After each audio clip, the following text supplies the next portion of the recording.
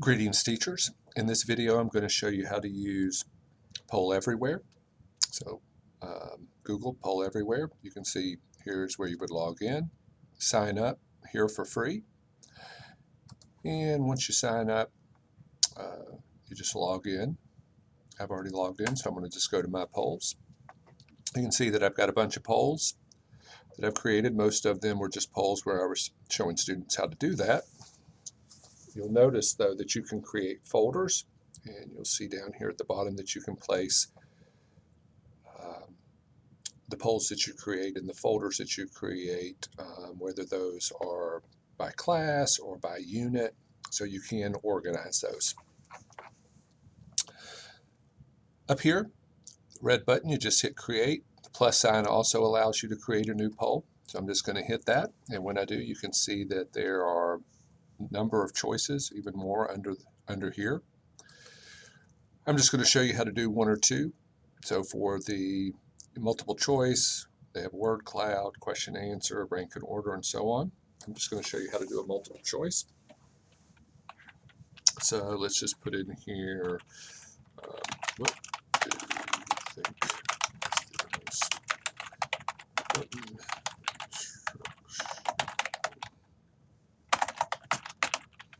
technology? And we can say tablets, say whiteboard, and we'll just stop there.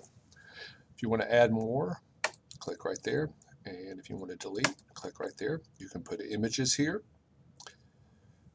So maybe you could have, question would be identify the 16th president. You could have pictures of different presidents. Excuse me. And then you just hit create when you're finished. And it takes you here, and it sets it up so that it's a bar graph, with tablets being A and interactive whiteboard being B. Students can access it via online through a web browser, or they can text to this number, KTAMA14, and then their answer. Polleverywhere used to allow you to tweet your answer, but looks like they're not doing that anymore.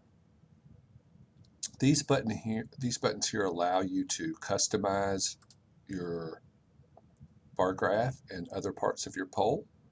Okay, this is a great feature because it allows you to create authentic data and talk about different types of charts with real world numbers that the students have created. This is the most important feature here. Okay, and I'm not going to go over the rest of them. You can explore them just to save time, so this video is not so long. This one is the one that activates your poll.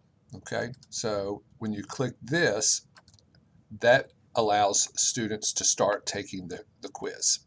Okay, and this will happen, the bar graph will be generated in real time. Okay, so you'll see the bars start to move as students answer. Over here you have a few other options, how they can respond. So maybe you only want them to answer on a website and not be able to use their phones, or vice versa. Also, you can adjust how often they can answer. Okay, so some ability to customize over here. If you want to go back and edit that poll here, if you want to delete it, you do that here. Okay. Let me show you how to create one more. I'm going to just hit create. I like the clickable image. They have some images that you can click on, okay, but you can upload your own. I have one here of a cell, and what this allows you to do is put an image in, and then you can put a question.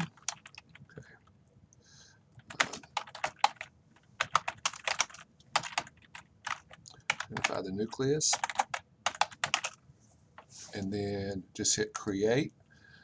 Now notice this only allows students to answer from the website, but once you push that, okay, they will see this image on their screen, and then they just click on the image to indicate where they think the nucleus is. So I think that's a pretty neat one also.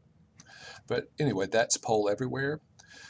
The drawback to this particular assessment tool is that while you can create polls and you can save and organize those polls, you cannot, without paying,